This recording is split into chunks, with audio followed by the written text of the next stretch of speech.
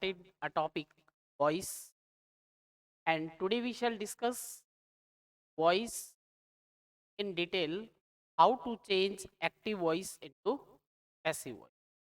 In last class we discussed meaning of voice. Voice कहते किसे, हिंदी में क्या कहते हैं वॉइस को? वाच्य कहते हैं.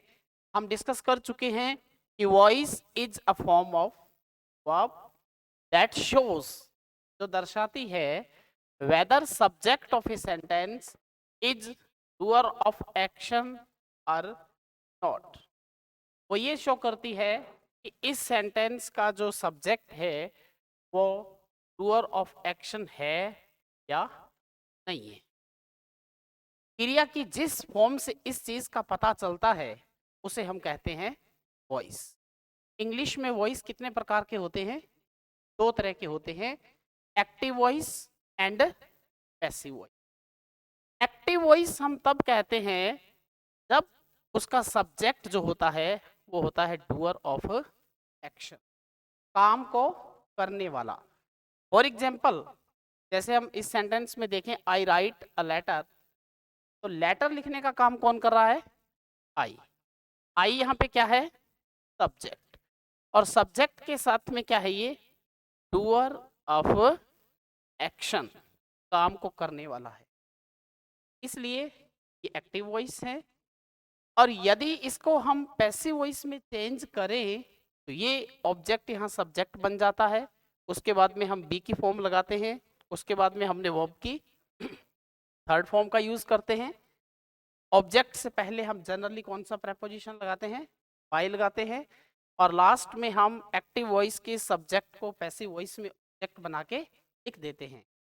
तो यहाँ पे a letter is written by me, एक पत्र मेरे द्वारा लिखा जाता है. इसमें हम ये कहना चाहते हैं कि हमारा डूअर ऑफ एक्शन इंपॉर्टेंट. इसका सब्जेक्ट जो है वो क्या है? ए लेटर है. जबकि जो लिखने का काम है, रिटन वर्क जो है, वो किसके द्वारा किया जा रहा है? मी के द्वारा, न कि लेटर के द्वारा. ये दो टाइप होते हैं, active voice and passive voice. जब कर्ता इंपॉर्टेंट होता है, सब्जेक्ट इंपॉर्टेंट होता है, डूअर ऑफ एक्शन होता है, at the time we use active voice. And if subject is not important, कर्ता महत्वपूर्ण नहीं है, एक्शन इंपॉर्टेंट है, तो हम किसका यूज करते हैं? Passive voice. हिंदी की मीनिंग से भी क्लियर है, एक्टिव का मतलब सक्रिय, काम करने वाला, तो एक्टिव वॉइस है, अदरवाइज पैसिव वॉइस. ये हम इसको डिस्कस कर चुके हैं.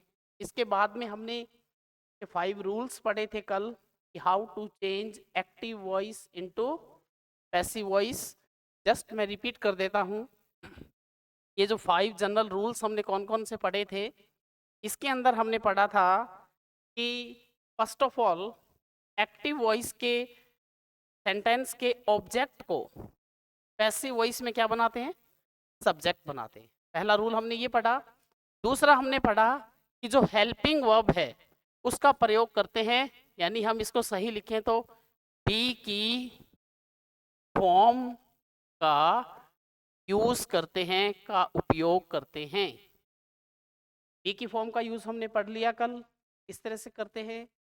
फर्स्ट फॉर्म है तो बी की फर्स्ट फॉर्म, सेकंड फॉर्म है तो बी की सेकंड फॉर्म, और थर्ड फॉर्म है तो बी की थर्ड फॉर्म. आईएनजी लगा हुआ है तो हम बी की फॉर्म के अंदर आईएनजी जोड़ देते हैं. थर्ड वन हम सभी के अंदर यही करते हैं, मेन वर्ब की कौन सी फॉर्म का यूज करते हैं? थर्ड फॉर्म का. थर्ड फॉर्म को हम कहते हैं पास्ट पार्टिसिपल. चौथा नियम हमने पढ़ा कि पैसिव वॉइस के सेंटेंस के अंदर जो बाय का यूज करते हैं हम ऑब्जेक्ट से पहले बाय का यूज करते हैं. और लास्ट के अंदर जो जनरल रूल के अंदर 5th रूल हमने पढ़ा था कि एक्टिव वॉइस के सेंटेंस के सब्जेक्ट को पैसिव वॉइस में क्या बना देते हैं? ऑब्जेक्ट बना देते हैं. तो ये जनरल रूल्स हैं. जब भी हम सब्जेक्ट और ऑब्जेक्ट का चेंज करते हैं, एट दैट टाइम हम आई किस में चेंज होता है? मी में, मी आई के अंदर, वी अस में, अस वी के अंदर, यू सेम रहता है, ही हिम और हिम, ही में, शी, हर, इट और इट सेम रहता है, दे, दैम में, और दैम वापिस दे के अंदर। ये बिल्कुल जनरल रूल है जो हमने लास्ट क्लास के अंदर भी पढ़ रखे हैं। इसके बाद हम बात करते हैं कि जनरल रूल जब हम अप्लाई कर लेते हैं, ये 5 rules in each type of the sentence you have to use, आपको यूज करने पड़ेंगे प्रत्येक सेंटेंस के अंदर, किसी भी टाइप का सेंटेंस आप कर रहे हो। तो ये पैसिव वॉइस का बहुत ही बेसिक सा काम है। एक तो हमेशा याद रखना कि पैसिव वॉइस के अंदर आप हमेशा वर्ब की थर्ड फॉर्म का यूज करेंगे। दूसरा, पैसिव वॉइस के अंदर जो आपका सब्जेक्ट बनेगा वो कौन होगा? वर्ब ऑफ एक्शन नहीं होगा। वर्ब ऑफ एक्शन कहाँ आएगा? लास्ट में। एक्शन जो है उसका जो ऑब्जेक्ट है ना, वो आपका क्या बना होगा? सब्जेक्ट बना। इसमें हमने ये चेंज पढ़ लिए थे। इसमें सबसे महत्वपूर्ण चेंज कौन सा रहता है जो हमने कल लास्ट के अंदर डिस्कस किया था? टेंस के अकॉर्डिंग हम क्या क्या चेंज इसमें करते हैं, ये हम कल पढ़ चुके हैं। मैं जस्ट एक बार थोड़ा रिवाइज कर देता हूँ इसको कि कैसे इसको चेंज करते हैं। ये हमने कल पढ़ लिया। इसकी पीपीटी मैं आपको सेंड कर दूंगा, ये वाली। तो क्या होता है कि पहला टेंस कौन सा होता है? प्रेजेंट सिंपल या इनडेफिनेट टेंस। इसमें हम यूज करते हैं first form of the verb with S और ईएस, या डू डज यूज करते हैं, डॉट या इंटेरोगेटिव सेंटेंस। ये सभी फॉर्म एक्टिव वॉइस में हम यूज करते हैं जब हमारा सब्जेक्ट डूअर ऑफ एक्शन होता है, और जब हम इसको पैसिव वॉइस में चेंज करेंगे तो हम हमेशा इज, एम, आर यानी कि बी की फर्स्ट फॉर्म का यूज करेंगे। और इसके साथ मेन वर्ब हमेशा पैसिव की टोटल यदि अपन फॉर्म देखें, यहाँ भी मेन वर्ब की थर्ड फॉर्म, इसमें भी थर्ड फॉर्म है, इसमें थर्ड फॉर्म। देखो हर जगह पे मेन वर्ब की कौन सी फॉर्म आएगी? थर्ड फॉर्म आएगी। और थर्ड फॉर्म को हम सही ग्रामर की लैंग्वेज में बोलते हैं पास्ट पार्टिसिपल।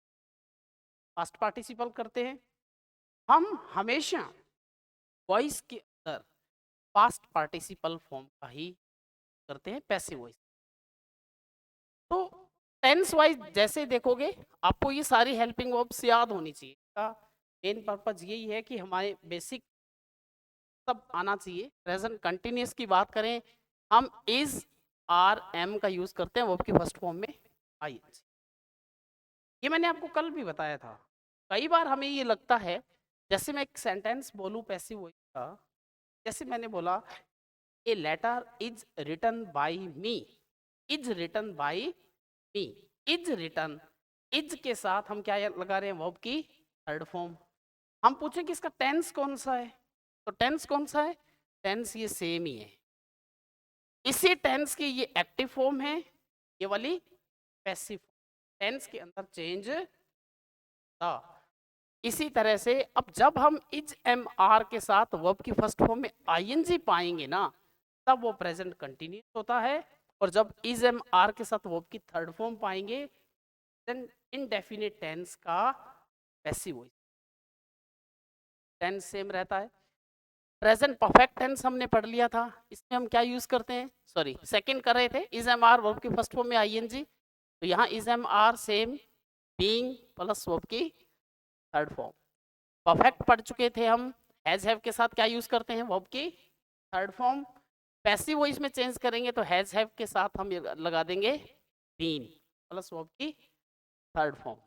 इसी तरह से पास्ट सिंपल की बात करें, वर्ब की सेकंड फॉर्म या डिड लगाते हैं इंटेरोगेटिव या नॉट के साथ। इन दोनों ही फॉर्म की जगह हम पैसिव में लगा देंगे वॉज या वर, इसके साथ वर्ब की third form. Did, is, omitted, did हटा दिया जाता है। इसी तरह से यहाँ पे डू, डज, आर, ओमिटेड को हटा देते।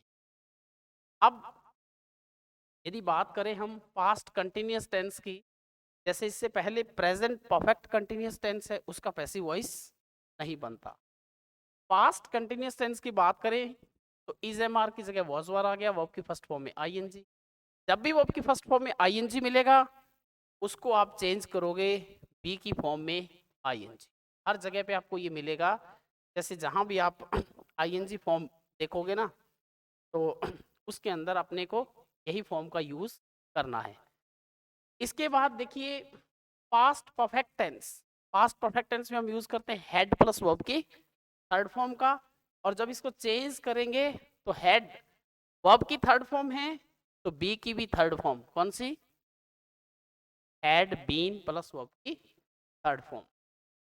फ्यूचर सिंपल या इंडेफिनिट टेंस है, उसमें यूज करते हैं विल शैल के साथ वर्ब की फर्स्ट फॉर्म। इसको वर्ब की फर्स्ट फॉर्म हम लिखते हैं, एक्चुअली ये क्या होता है, कल मैंने बताया था आपको बेस होता है, बेस का यूज करते हैं, और जब इसको पैसिव में चेंज करेंगे तो विल शैल बी और उसके साथ वर्ब की थर्ड फॉर्म यानी कि पास्ट पार्टिसिपल। इसके बाद future perfect tense. Future perfect tense में हम क्या यूज करते हैं, will shall have plus verb की थर्ड फॉर्म, इधर आ जाएगा will shall have been plus third form होगा। अब जितने कंडीशनल हैं, यदि हम कंडीशनल की बात करें तो कंडीशनल्स हैं, कंडीशनल्स में हम यूज करते हैं would plus first form of the verb. First form of the verb means base. Base है तो बी का बेस आएगा, बी का बेस क्या होता है, बी। इसी तरीके से परफेक्ट कंडीशनल में क्या होता है, would have plus third form of the verb. ये कंडीशनल सेंटेंस करवाऊंगा मैं आपको टेंस टॉपिक के अंदर, उसमें ये अच्छे से आ जाएगा कि वुड हैव प्लस वर्ब की थर्ड फॉर्म हम किस लिए यूज करते हैं। अब यहाँ पे वर्ब की थर्ड फॉर्म है, हमने बीच में क्या लगा दिया, बीन लगा दिया। ये सिंपल सा नियम है। प्रेजेंट इंडेफिनिट है, यानी आपको टू प्लस वर्ब की first form it mean base मिल रहा है, तो आप चेंज करेंगे to be plus third form of the verb के अंदर। इसी तरीके से परफेक्ट इन्फिनिटिव मिल रहा है, एग्जांपल्स कर लेंगे हम। Two plus have plus third form of the verb, यहाँ पे हैव वर्ब की थर्ड फॉर्म है तो बी की थर्ड फॉर्म आ जाएगी कौन सी, बीन। सेम है। और प्रेजेंट पार्टिसिपल और जेरेंड का यदि सेंटेंस मिलता है it mean first form of the verb with ING. ING मिल गया तो आपने क्या लगा देना है, being plus third form of the. और इसी तरह से परफेक्ट पार्टिसिपल यदि हमें मिलता है यानी having plus third form of the verb मिलता है, इसमें having been plus third form of the verb के अंदर चेंज होगा। और लास्ट के अंदर मैंने मॉडल्स दिए हैं सारे, shall, will, can, should, might, must, would, could, may, ought to, used to, did not, dare not। इन सभी के साथ आप क्या यूज करते हैं, first form it mean base. Bare infinitive use करते हैं without to first form of the verb. इसको जब चेंज करेंगे तो ये मॉडल सेम के सेम रह जाएंगे कंप्लीट। ठीक है, अब बेस है, हमने बी क्या बी और उसके बाद में लगा दी हमने ई। एक बेसिक इन सब का नोट यदि आप देखो, एक ही चीज, वर्ब की मेन वर्ब की फर्स्ट फॉर्म है ना, आप यूज करें बी की फर्स्ट फॉर्म। फर्स्ट फॉर्म का सही नाम होता है present tense, is am are plus third form का। यदि आपको मिलती है मेन वर्ब की सेकंड फॉर्म तो बी की सेकंड फॉर्म कौन सी होती है, वॉज वर। वॉज एवर का यूज करेंगे अकॉर्डिंग टू द सब्जेक्ट। यदि आपको मेन वर्ब में मिले थर्ड फॉर्म तो आप पैसिव वॉइस में थर्ड फॉर्म लगाने से पहले क्या लगा दोगे, बी की थर्ड फॉर्म का पास्ट पार्टिसिपल। बी का पास्ट पार्टिसिपल क्या होता है, बीन। यदि आपको मेन वर्ब की फर्स्ट फॉर्म में आईएनजी मिले तो आप वही आईएनजी, आईएनजी किस में लगाते हैं हमेशा, बेस में। बेस में आईएनजी लगता है तो आप बी के बेस, बी का बेस बी है उसमें आईएनजी जोड़ दो। ये टोटल यही फॉर्म है। इसके नाम यदि आपको ये वाले ना याद रहे तो भी कोई बात नहीं, लेकिन अच्छी बात है कि याद रहे। हमें टॉपिक पूरे पता लग जाने चाहिए नॉन फाइनाइट्स कौन कौन से हैं। नहीं भी नाम याद रहते, ये बेसिक तो आपको पता होना चाहिए कि जब भी हमने एक्टिव वॉइस के ऑब्जेक्ट को सब्जेक्ट बना लिया ना, उसके बाद हम हेल्पिंग वर्ब है तो लिख देंगे, लेकिन थर्ड फॉर्म लगाने से पहले हम फॉर्म, उसके बाद में हमेशा तीसरा नंबर, हमेशा वर्ब की थर्ड फॉर्म, उसमें कोई एक्सेप्शन नहीं है, कोई अपवाद नहीं है, कभी भी हम थर्ड फॉर्म का यूज नहीं करते, ऐसी कोई बात नहीं है। 4 नंबर पे हमारे पास में नियम आता है कि हम ऑब्जेक्ट से पहले क्या लगाते हैं, बाई, बाई लगाते हैं। कई बार हम बाई के स्थान पे अदर प्रेपोजिशन का यूज करते हैं, वो आज मैं आपको टेबल की हेल्प से बता दूंगा। और लास्ट के अंदर हम एक्टिव वॉइस के सब्जेक्ट को पैसिव वॉइस में क्या बना देते हैं, ऑब्जेक्ट बना देते हैं। अब देखते हैं इसको, देखो इसके बाद में जो मैं अभी आपसे बात कर रहा था कि कई बार हम क्या करते हैं कि कुछ अलग प्रेपोजिशन का यूज करते हैं, इसकी जगह पे बाय के स्थान, वो आपको इस टेबल से क्लियरली पता चल जाएगा और ये आपको अदर प्रेपोजिशन टॉपिक के अंदर भी हेल्प करेगी। बाय एक प्रेपोजिशन, बाय का यूज किससे करते हैं, डूअर ऑफ एक्शन से पहले हम किसका यूज करते हैं, बाय का। इसमें सभी डूअर ऑफ एक्शन होते हैं, तो हम इसलिए प्रेपोजिशन कौन सा लगा देते हैं, बाय लगा देते हैं।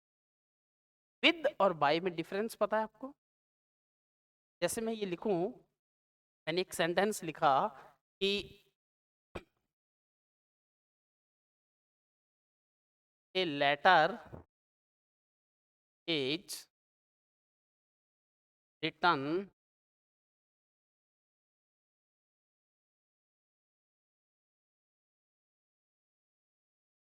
ए लेटर इज रिटन, एक पत्र लिखा गया, ए पेन, एक पेन से मेरे द्वारा।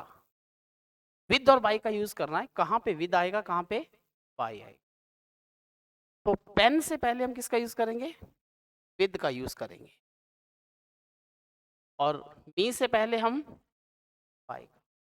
ये काम को करने वाला था मेरे द्वारा। वैसे तो अपने कई बार हिंदी में बोलने में ये बोलते हैं कि पेन के द्वारा या पेन से, लेकिन जो भी इंस्ट्रूमेंट होता है, जो भी काम करने का टूल होता है, औजार होता है, उससे पहले हम किसका यूज करते हैं, विद का। उसी तरीके से हम डूअर ऑफ एक्शन से पहले किसका यूज करते हैं, बाय का यूज करते हैं। लेकिन कुछ वर्ब्स हैं इंग्लिश के अंदर, इसमें हम बाय के स्थान पे अदर प्रेपोजिशन का यूज करते हैं। मोस्टली नहीं आता क्वेश्चन, लेकिन फिर भी एक आधा क्वेश्चन आजकल कॉम्पिटिटिव एग्जाम का लेवल जो बढ़ रहा है, तो उसके अकॉर्डिंग आपको थोड़ा याद रखना चाहिए। तो कौन कौन सी वर्ब हैं देखते हैं। पहले वर्ब देखो, हमें वर्ब की थर्ड फॉर्म में मिल जाए interested, contained, disinterested and held. इनका मीनिंग क्या होता है, इंटरेस्टेड रुचि होना, कंटेन्ड, कंटेन्ड का मतलब होता है रखना, किसी के अंदर उस चीज का शामिल होना। डिसइंटरेस्टेड, इंटरेस्टेड ना होना, और हेल्ड, अब हेल्ड का मतलब भी पकड़ने से होता है, होल्ड की सेकंड फॉर्म है हेल्ड, थर्ड फॉर्म भी हेल्ड रहती है। तो जब भी ये वर्ब मिलती हैं, तो इन वर्ब के साथ हम बाय का यूज नहीं करते, इसका यूज करते हैं, इनका यूज करते हैं। मैंने जैसे लिखा कि एक छोटा सा सेंटेंस मैं आपको एग्जांपल में बता देता हूं। मैंने लिखा दिस दिस फाइल, फाइल है ये, this file contains 100 pages. This file contains 100 pages. इस फाइल के अंदर 100 पेज हैं, 100 पेज इस फाइल के अंदर हैं। हमें वर्ब क्या मिल गई, कंटेन्स। अब कंटेन्स की जब पैसिव वॉइस बनाएंगे तो थर्ड फॉर्म क्या बन जाएगी, कंटेन्ड, रखे जाते हैं। तो इसमें ऑब्जेक्ट क्या है हमारे पास, 100 पेजेस, तो हमने लिख दिया 100 पेजेस। अब वर्ब की फर्स्ट फॉर्म में एस और ई एस है, आर। Third form content. अब content by this file, file लगाना था लेकिन हम बाय का यूज नहीं करेंगे क्योंकि हमें वर्ब कौन सी मिल गई, कंटेंट। अब कंटेंट मिल गई, हम किसका यूज करेंगे, इन का यूज करेंगे। Content in this file. समझ गए बात आप। इसी तरीके से जिस तरह से इन का यूज करते हैं, यदि हमें वर्ब मिले non, obliged, married, compared, invited, listened, preferred and addicted, तो हम किसका यूज करते हैं, to preposition, T O preposition जिसे का यूज करते हैं। अब मैंने कल भी आपको एग्जांपल दिया था, everyone knows Gandhi ji. Last के अंदर मैंने एग्जांपल दिया था, Gandhi ji is known to every, not known by every. इन वर्ब्स के होने पे हम किसका यूज करेंगे, का यूज करेंगे। धीरे धीरे इन वर्ब्स को याद कर लेना, एग्जांपल्स करवाऊंगा मैं इनके। इसके बाद प्लीज्ड, इनका अर्थ पता है सभी का। नॉन का मतलब जानने से होता है, ओब्लाइज्ड का मतलब किसी का एहसान मानने के लिए अपन वर्ड यूज करते हैं, किसी को पाबंद करने के लिए ओब्लाइज्ड करना, किसी को बाध्य करना। मैरिड शादी के लिए, कंपेयर्ड तुलना के लिए, इनवाइटेड आमंत्रित करने के लिए, लिसन, लिसन के साथ में बहुत बार क्वेश्चन आया हुआ है, I am listening music, not I am listening to music. हमेशा लिसन के साथ में फिक्स है का यूज होता है, टू का यूज होता है। Preferred and addicted, addicted means आदी होना, किसी चीज का आदी होना, उसे अपन बोलते हैं एडिक्टेड। इसी तरीके से यदि हमें वर्ब मिले pleased, satisfied, married, disgusted, quarreled, dissatisfied, decorated, ornamented, thronged with, filled and covered, तो हम किसका यूज करते हैं, विद का यूज करते हैं। प्लीज्ड खुश होना, सेटिस्फाइड संतुष्ट होने के लिए, मैरिड इन दोनों में आया हुआ वर्ड है, मेल फीमेल के नेम का एक ऑर्डर रहता है, इसके लिए अपन इसका टू का और नो का ही यूज कर सकते हैं। डिसगस्टेड निराश होने से, क्वाल्ड का मतलब क्या होता है, झगड़ा होने से क्वाल्ड। डिससेटिस्फाइड असंतुष्ट होने से, डेकोरेटेड सुसज्जित करने से, ऑर्नामेंटेड भी सेम मीनिंग है, थ्रोंग्ड विद फिल्ड भरा होना, एंड कवर्ड। थ्रोंग्ड विद भीड़ के लिए अपन वर्ड यूज करते हैं, एंड कवर्ड इसके लिए विद का यूज करते हैं। ये आपको याद रखने पड़ेंगे, बार बार जैसे एग्जाम्पल करते रहोगे तो अपने को याद ये रहेंगे। Surprised, astonished, amazed, shocked, alarmed, disappointed, knocked, displeased, distressed, annoyed, aimed, startled, तो इनके लिए प्रपोजिशन एट रहेगा बाई के स्थान पे। और लास्ट जो है इसके अंदर यदि आपको वर्ब मिले मेड या टायर्ड, मेड एक की थर्ड फॉर्म है, टायर्ड का मतलब थका होने से है, इसके साथ प्रपोजिशन रहता है ऑफ। कई बार आप मेड के साथ ऑफ का यूज करते हैं और कई बार आप मेड के साथ फ्रॉम का यूज करते हैं।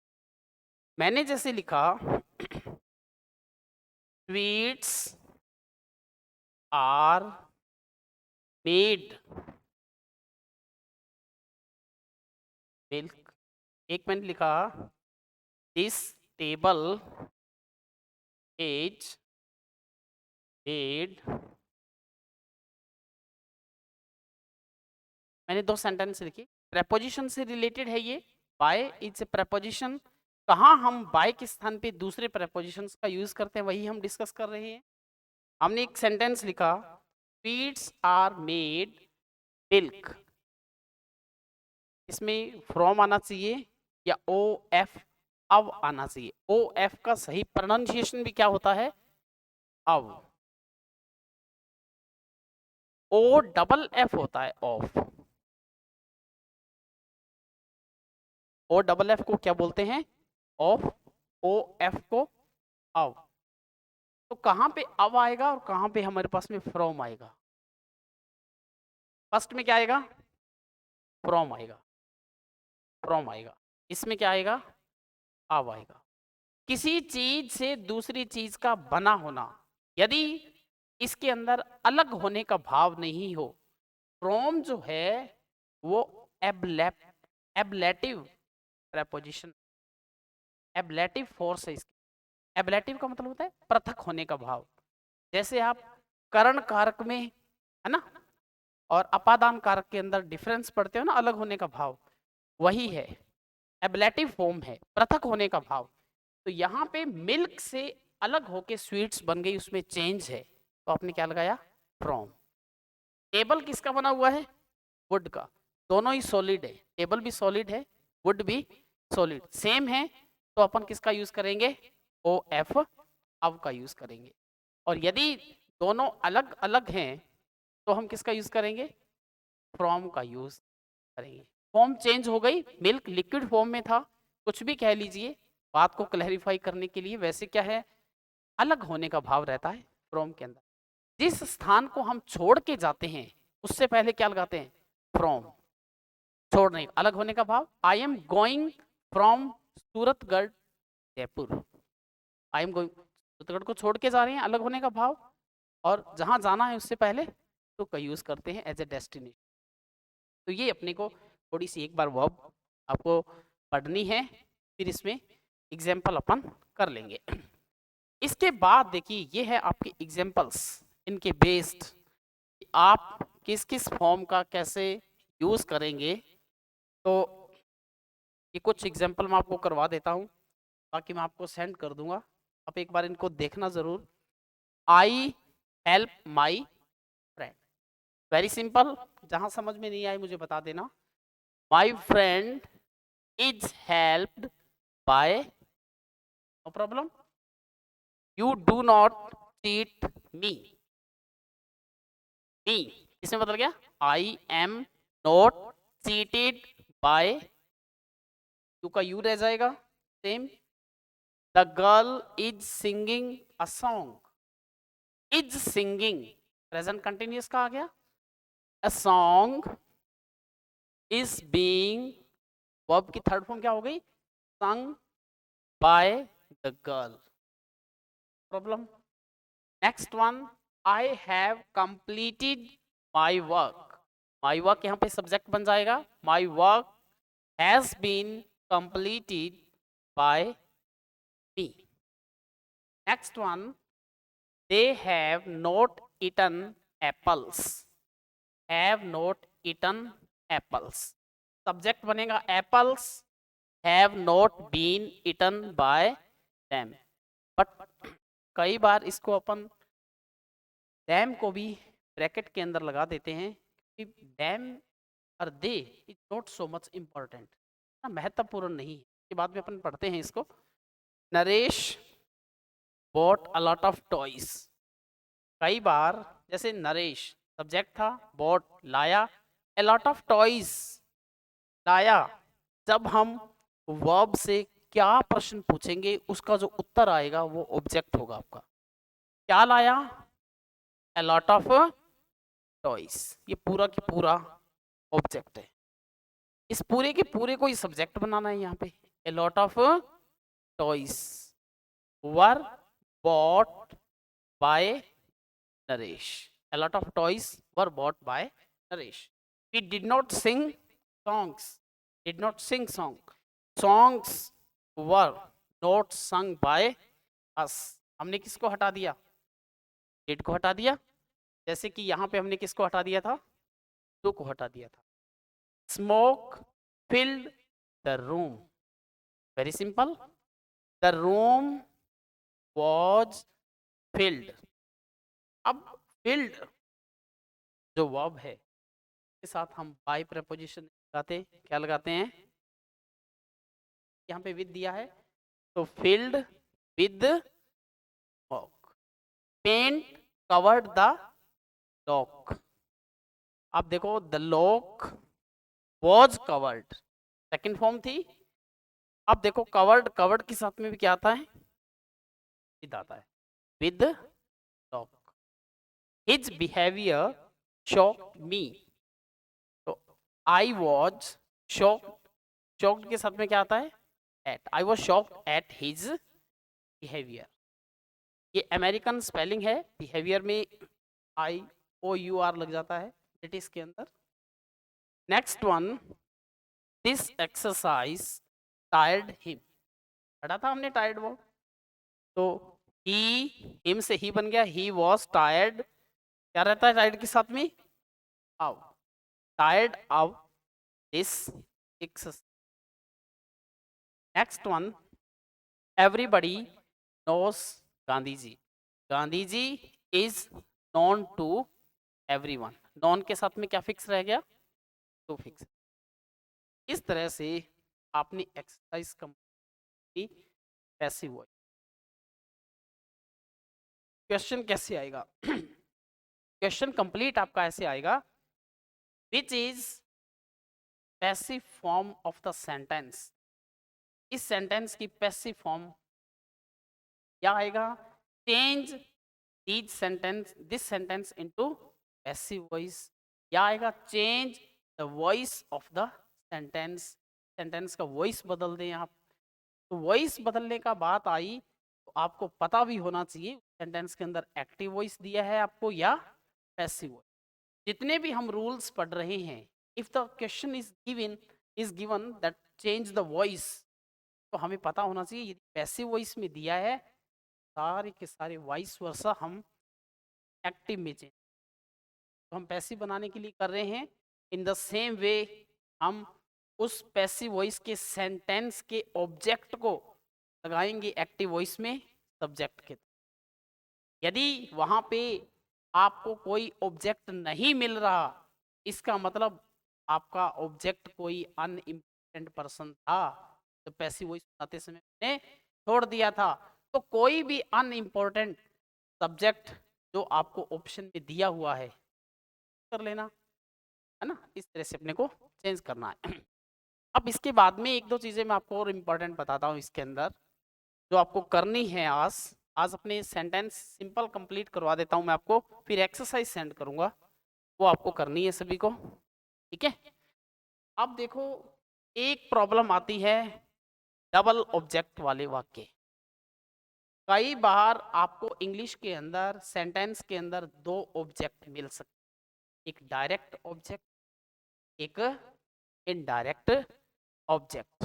तो हम नॉर्मली क्या करते हैं, इनडायरेक्ट ऑब्जेक्ट जो होता है वो पहले आता है, डायरेक्ट ऑब्जेक्ट बाद में।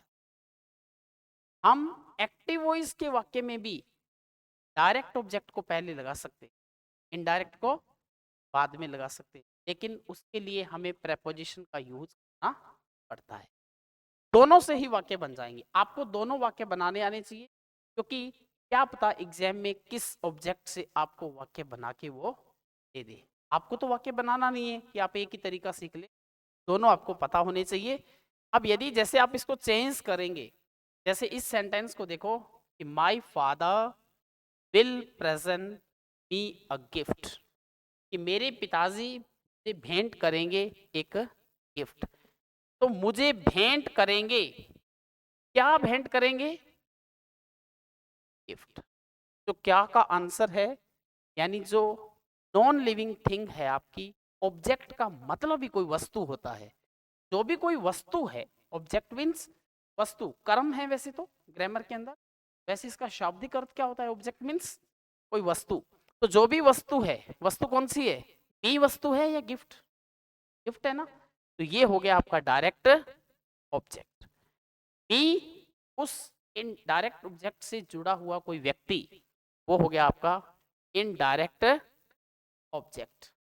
तो हमने पहले कौन सा लगाया, इनडायरेक्ट ऑब्जेक्ट, बाद में कौन सा लगाया, डायरेक्ट। हम एक्टिव वॉइस में भी इसको पहले लगा सकते थे, जैसे हम ये भी लिख सकते my father will present a gift to me. फिर हमें मी से पहले क्या लगाना पड़ेगा, टू लगाना पड़ेगा। यही काम हमें पैसिव वॉइस में करना है। यदि डबल ऑब्जेक्ट वाले वाक्य को हम चेंज करेंगे पैसिव वॉइस में, यदि तो हम इनडायरेक्ट ऑब्जेक्ट को पहले सब्जेक्ट बनाएंगे, हमें कुछ नहीं करना पड़ेगा। ई को चेंज किया हमने किसमें, आई में। फादर के अकॉर्डिंग विल आ रहा था, आई के अकॉर्डिंग क्या आ गया, शैल। आई और वी के साथ शैल लगाते हैं। I shall be presented a gift by my father. कोई चेंज हमने नहीं की। किससे बनाया है हमने, indirect object. In the same way हम इस डायरेक्ट ऑब्जेक्ट से भी पैसिव बना सकते हैं। डायरेक्ट ऑब्जेक्ट से बनाएंगे तो सबसे पहले इसको सब्जेक्ट बना देंगे, एक गिफ्ट, उसके बाद में will be presented, a gift will be presented. अब हमने इस मी से पहले क्या लगा दिया, वो तो हम एक्टिव वॉइस में भी कर ही रहे थे। एक्टिव वॉइस में भी यदि हम डायरेक्ट ऑब्जेक्ट को पहले लगाना चाहते हैं तो हम क्या लगा रहे थे, the same way you have to use any preposition before direct object, sorry before indirect object. Indirect object से पहले आपको कोई ना कोई preposition लगाना पड़ेगा। टू मी, बाय माई, कर सकते हो इस तरह से। इसी तरह से जैसे Dalip teaches us English, Dalip हमें पढ़ाता है, क्या पढ़ाता है, इंग्लिश। इंग्लिश क्या है यहाँ पे, डायरेक्ट। इनडायरेक्ट क्या हुआ, अस। इनडायरेक्ट से बनाओगे तो सिंपल बन जाएगा, we are taught English by Dalip. और यदि डायरेक्ट से बनाओगे, इंग्लिश इज टॉट, इनडायरेक्ट से पहले क्या लगा दिया, to us by Dalip. The cow gives us milk, us indirect था, डायरेक्ट है, we are given milk by the cow. कुछ भी नहीं है, सिंपल था जैसे कर रहे थे अपन। और milk is given to us by cows, ये करना है। यानी कि यदि हमें एक्टिव वॉइस के अंदर डबल ऑब्जेक्ट दिया है तो हम दोनों ही ऑब्जेक्ट को सब्जेक्ट बनाते हुए, यानी चाहे हम डायरेक्ट ऑब्जेक्ट को सब्जेक्ट बना लें, चाहे हम इनडायरेक्ट ऑब्जेक्ट को सब्जेक्ट बना लें, दोनों से ही हम पैसिव वॉइस बना सकते हैं। लेकिन जब आप इनडायरेक्ट ऑब्जेक्ट को, सॉरी डायरेक्ट ऑब्जेक्ट को पहले लगाएंगे तो आपको इनडायरेक्ट ऑब्जेक्ट से पहले प्रेपोजिशन का यूज करना पड़ेगा। ये ध्यान रखना आप एग्जाम के अंदर। इसके बाद देखिए एक चीज और इसमें मैं आपको बताता हूँ, वॉइस के अंदर एक है आपके अनइम्पॉर्टेंट सब्जेक्ट। जो भी आपके अनइम्पॉर्टेंट सब्जेक्ट हैं, यदि एक्टिव वॉइस के अंदर अनइम्पॉर्टेंट सब्जेक्ट आपको दिया हो, जैसे कि someone, somebody, everyone, everybody, no one, nobody, people, all of them, they, एक को भी मैंने किया है, नोन नहीं होता। टीचर, अब जैसे टीचर टीचेस अस इंग्लिश, तो English is taught to us. अब English is taught to us, अंग्रेजी हमें पढ़ाई जाती है, पता ही है कि पढ़ाने का काम करता है कौन करेगा, टीचर। कोई भी होगा वो जब पढ़ा रहा है तो वो क्या है, टीचर है।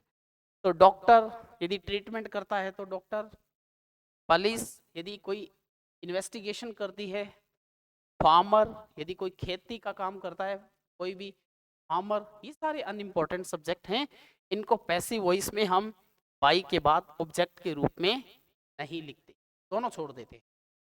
अब देखो इसमें ये सेंटेंस आए हुए हैं सारे जो मैंने उठाए हैं पिछले एग्जाम्स में, वही सेंटेंस है ये। People speak English all over the world, ये सेंटेंस कई एग्जाम में आया हुआ है, रिपीटेड सेंटेंस है। People speak English all over the world. यहाँ पे ऑब्जेक्ट कौन सा था, English. English is spoken all over the, पता है कि भाषा किसके द्वारा बोली जाएगी, अंडरस्टूड था, अनइम्पॉर्टेंट था, इसको छोड़ दिया हमने। Someone has stolen my purse, किसी ने मेरा पर्स चुरा लिया। ये सेंटेंस ऐसे आया हुआ है कि इसको एक्टिव वॉइस बदलो, ठीक है। ये सेंटेंस दिया हुआ था एग्जाम में, इसको आप पैसिव वॉइस का वॉइस चेंज करो। तो my purse has been stolen. जब हमें बाई नहीं दिया होता तो हम जनरली ये समझ लेते हैं ये सेंटेंस तो एक्टिव वॉइस का है, बाई बाई तो लगा नहीं है। लेकिन बाई तो तब लगेगा के बाद में हम क्या लगाएंगे, सब्जेक्ट लगाएंगे। सब्जेक्ट है ही नहीं है इसमें, अनइम्पोर्टेंट था, छोड़ा हुआ है। तो इसको जैसे बनाएंगे तो आप इस फॉर्म से देख लिया करो, has been plus verb third form, passive की है ना। तो इसको एक्टिव बनाएंगे तो ये बन जाएगा समवन, और जब हम इसको पैसिव बनाएंगे तो समवन को हम लास्ट से हटा देंगे। समवन नहीं लगाना तो हमें बाई लगाने की जरूरत। Farmers grow wheat, wheat is understood है by farmers. The police were chasing the thief. इसको पुलिस नहीं बोलते, तो सही प्रोनाउंसिएशन क्या होता है, police. The police were chasing the thief. अब इसको जैसे चेंज करेंगे, the thief was being chased.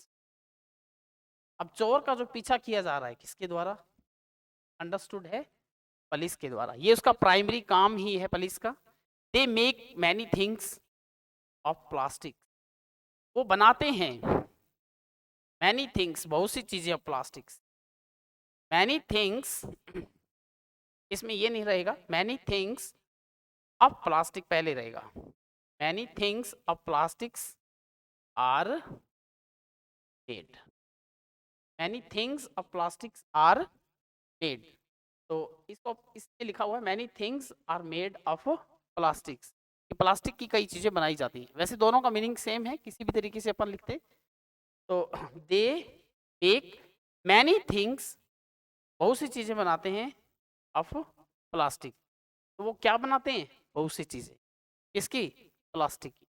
ऐसे भी लिख सकते हैं many things are made of plastic, क्योंकि इसमें करता नहीं आएगा, ये हम उस नहीं करेंगे। लेकिन एक इंपॉर्टेंट बात आप ध्यान रखना, जब भी आपको सब्जेक्ट के तौर पे नोबडी या नो वन या नन दिया हो, कई बार वर्ड मिलता है नन, नन शॉर्ट फॉर्म है इसकी, नो वन की। नो वन की शॉर्ट फॉर्म क्या है, नन है। यदि आपको ये दिया हो ना, जब इनको आप हटाओगे, ये भी अनइम्पोर्टेंट है, इनको जब भी आप हटाओगे तो आपको उस वाक्य के अंदर नोट लगाना। जैसे कि इसका एक एग्जांपल देखते हैं, no one will support you. आपकी कोई भी सपोर्ट नहीं करेगा, no one will support you. अब नो वन इंपॉर्टेंट नहीं है, हमने इसको सब बनाया पैसिव वॉइस में, यू। अब विल यहाँ पे नोट नहीं था ना, तो हमने क्या किया, हेल्पिंग वर्ब के बाद, यानी नोट तीसरे स्थान पे रहता है मोस्टली, तो हमने यहाँ पे विल के बाद नोट और उसके बाद में बी सपोर्टेड। यहाँ पे बाई नन ये नहीं लगाए, नॉट सो इम्पोर्टेंट। जब भी नोबडी, नो वन, नन, इनको जब भी आप हटाओ तो आपको वाक्य के अंदर क्या ऐड करना पड़ेगा, नोट ऐड करना होगा। तो ये सारे अनइम्पोर्टेंट सब्जेक्ट रिलेटेड क्वेश्चन थे। इसके बाद एक और महत्वपूर्ण इसके अंदर रहेगा, लास्ट 2 इंपॉर्टेंट रूल्स और रह गए, कि इसके बाद आप क्या करेंगे कि एक इसमें ये क्वेश्चन बनता है कि कई बार हमें बी प्लस गोइंग टू वाले वाक्य देते एक्टिव वॉइस, उसका पैसिव वॉइस कैसे बनाएंगे। अब बी का मतलब इज, एम, आर, वॉस, वर, ये बी की फॉर्म आएंगी। उसके साथ में गोइंग टू वाले वाक्य दिए हों, जैसे subject plus be plus going to. अब टू दिया है, इसका मतलब टू के बाद में क्या आएगा, बेस, बेस आएगा ना। तो बेस के लिए हम पैसिव वॉइस बनाते समय क्या लगा देंगे, बी लगा देंगे। नियम वही है सेम जो पहले किया है, बस जस्ट इसको अलग से मैंने मेंशन कर दिया कि इस वाक्य को ध्यान में रखना है, वर्ब की third form by and object. अब बी वर्ब कौन कौन सी हैं, is, am, are, was, were. इसको जैसे अपन चेंज करेंगे, I am going to give you a prize, I am going to give you a prize, मैं आपको एक प्राइज देने जा रहा हूं, I am going to give you. अब यहां पे जैसे ही आप चेंज करेंगे, I am going to give you, object क्या है हमारे पास में, यू, और एक ऑब्जेक्ट क्या है, प्राइस, डायरेक्ट और इनडायरेक्ट दोनों ऑब्जेक्ट मिल गए। तो हम इसको यू से बना रहे हैं, यू, उसके बाद में इज एम आर किस में बदल जाएगा, ये सेम ही है। अब यू के अकॉर्डिंग क्या लगा देंगे, are, going to, going to के बाद यहाँ पे हम यूज कर रहे थे ये बेस, गिव, तो यहाँ पे हम इस बेस से पहले क्या लगा देंगे, बी, और यहाँ पे वर्ब की third form prize, you are going to be given a prize. अब उसके बाद में लास्ट में क्या लगाएंगे, बाई मी, बाय मी, लगा हुआ नहीं था, I am going to give a prize. इसको अपन ऐसे भी बना सकते हैं, है ना, वैसे ज्यादा सही इसमें इसे बनेगा इनडायरेक्ट ऑब्जेक्ट से, ऐसे वाक्य गोइंग टू वाले, my father is going to buy a new house, is going, इससे ज्यादा ये समझ में आएगा आपके, मेरे पिताजी इज गोइंग टू बाय, खरीदने जा रहे हैं एक नया घर। तो जैसे ही चेंज करेंगे तो is going two by, two by के बाद में ऑब्जेक्ट मिलेगा आपको, जैसे यहाँ पे ऑब्जेक्ट मिला था, the same way a new house, a new house. उसके बाद में इज का इज यहाँ पे सेम रह गया, क्योंकि माई फादर के अकॉर्डिंग भी इज आना था, और my house, sorry a new house के अकॉर्डिंग भी क्या आया, इज आया, इज गोइंग टू, उसके बाद में अपनी ओर से क्या लगाना है, बी, बी, बाई की थर्ड फॉर्म क्या होती है, बॉट, बाई मीन्स खरीदना, बॉट मीन्स खरीदा, तो बॉट बाय माई फादर, इस तरह से। Saroj was going to wash her clothes, her clothes were going to be washed by Saroj, जैसे गोइंग टू वॉश, और यहाँ पे आएगा गोइंग टू बी वॉश्ड, के बाद में क्या लगाओगे आप, क्यों लगाते हैं, टू के बाद में हमेशा क्या लगती है, वर्ब की फर्स्ट फॉर्म, और पैसिव वॉइस में हमेशा वर्ब की कौन सी फॉर्म लगानी होती है, थर्ड फॉर्म लगानी होती है, ये बात तो लग नहीं सकती। तो हमने क्या किया, टू के बाद ऑपरेटिव वर्ब के तौर पे बी को लगा दिया, बी की फर्स्ट फॉर्म लग गई, वो भी नियम सही रह गया कि टू के बाद में वर्ब की फर्स्ट फॉर्म, और पैसिव वॉइस में वर्ब की थर्ड फॉर्म, एक तरह से दोनों के बीच कनेक्टर है ये, दोनों को जोड़ने वाला। टू के बाद वर्ब की फर्स्ट फॉर्म आनी थी तो वो बी आ गई खुद, और थर्ड फॉर्म लगानी थी तो उसके बाद में थर्ड फॉर्म लग गई। Naresh is going to teach English, English is going to be taught, is की third form by Naresh. I am not going to play a match, a match is not going to be played by, ये example एक बार आप जरूर इसके करके देखना इस टाइप के, क्योंकि आजकल ये आ रहे हैं। लास्ट इसके अंदर आपके अंदर है दो नियम एक और हैं, इसको बिल्कुल मैं लाइटली मेंशन कर देता हूं, कल मैं रिपीट कर दूंगा। फ्रेजल वर्ब क्या होती है, फ्रेजेस इंग्लिश में होती हैं जब भी हम क्रिया के साथ, किसी भी वर्ब के साथ इसका यूज करते हैं, जनरली प्रेपोजिशन का या एडवर्ब का, प्रेपोजिशंस का यूज करते हैं या एडवर्ब। जैसे हम देखते हैं look after, look after means देखभाल करना, लुक माने देखना, आफ्टर मीन्स बाद में, ये मीनिंग नहीं होता इसका, इसका एक अलग मीनिंग बन जाता है, वर्ब के साथ क्या जुड़ा होता है, प्रेपोजिशन, लुक आफ्टर, ठीक है। गेट आउट, अब गेट वर्ब है, आउट है ना, गेट आउट, गेट आउट का मतलब हो गया बाहर जाना, गेट माने पाना हो गया, वैसे आउट माने बाहर, ये मीनिंग इसके नहीं होते। जब किसी भी वर्ब के साथ कोई प्रेपोजिशन फिक्स मिले, आप उसको पैसिव वॉइस बनाते समय वो प्रेपोजिशन साथ ही फिक्स। इतनी बात ध्यान में रखिए। जैसे गर्ल्स लाफ्ड एट, लाफ्ड के साथ में आपको क्या मिल रहा है? एट।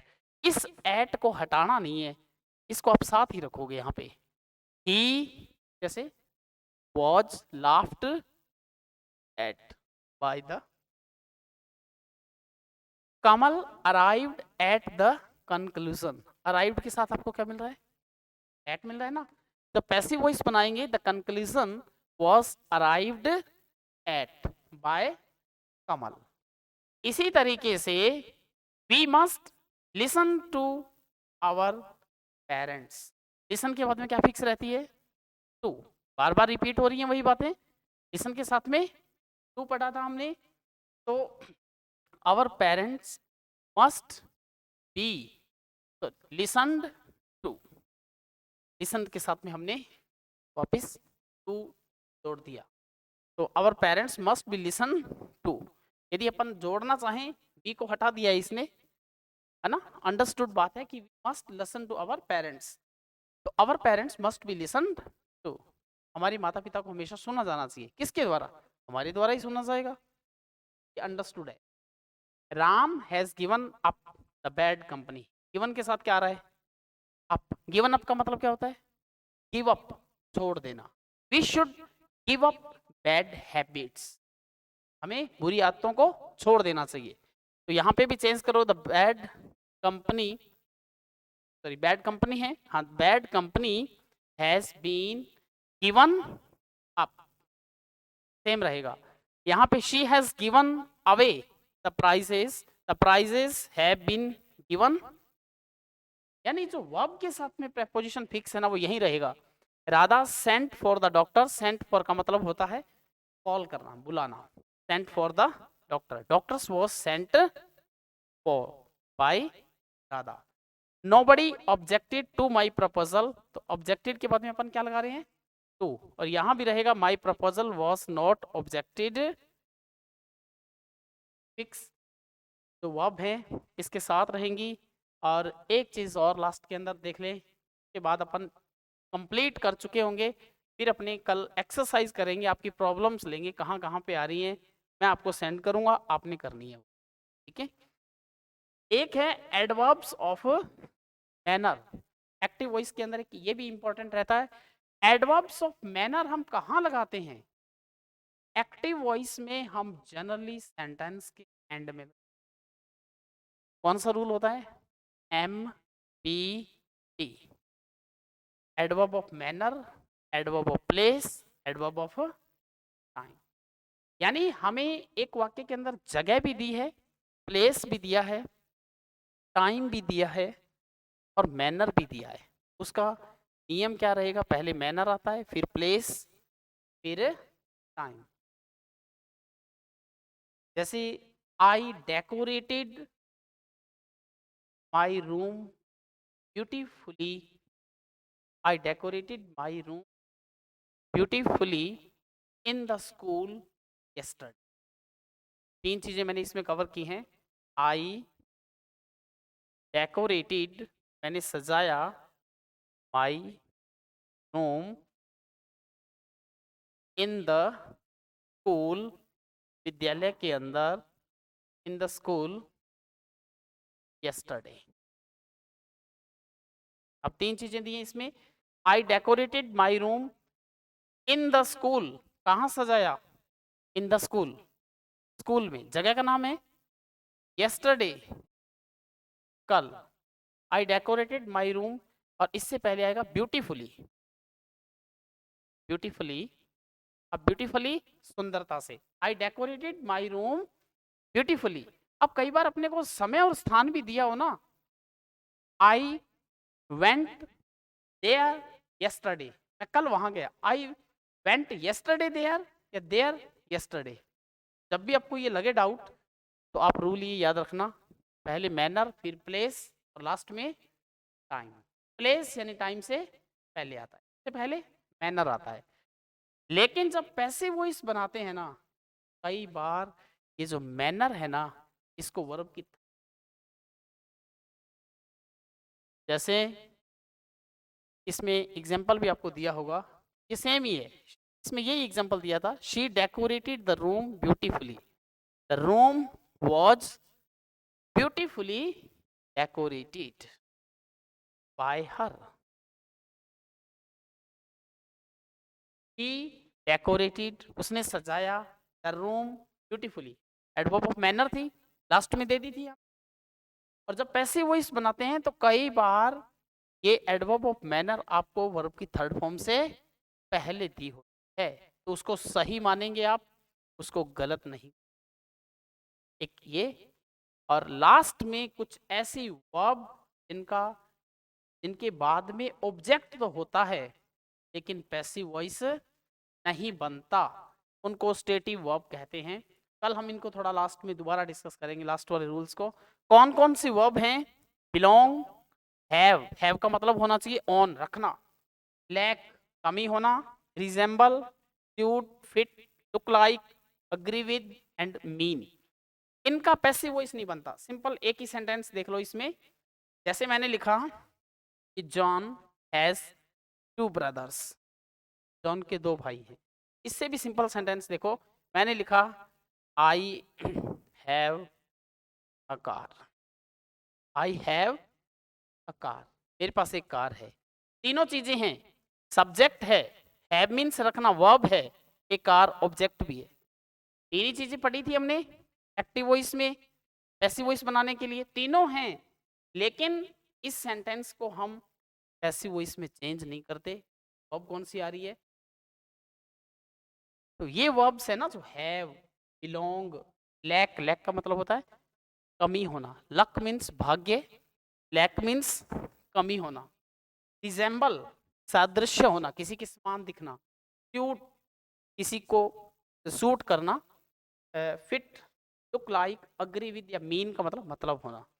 तो ये जब वर्ब होती है ना, तब हम पैसिव नहीं बनाते। अब इसको बनाने को तो बना सकते हैं, ए कार इज हैड बाय मी, ऐसा लगता है जैसे कार रखने का काम कर रहा है वो, तो कार रखना एक स्टेट है कि मैं कार रखता हूं, तो रखने का काम कर रहा हूं क्या?